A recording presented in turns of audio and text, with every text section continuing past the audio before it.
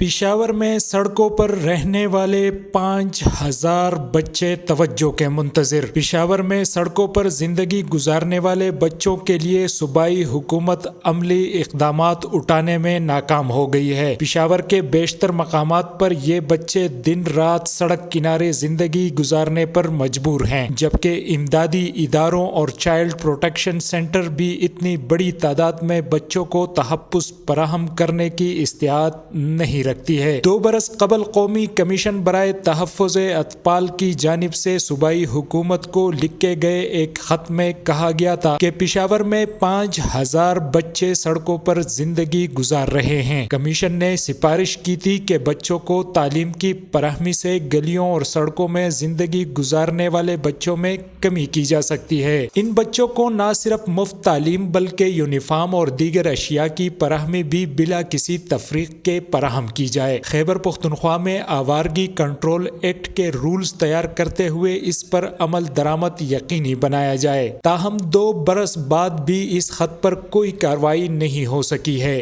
بچوں کی تعداد میں کمی کی بجائے اضافہ ہو گیا ہے۔ ایم پی نیوز سوات سمیت ملکی اور غیر ملکی خبریں آپ تک پہنچائے سب سے پہلے۔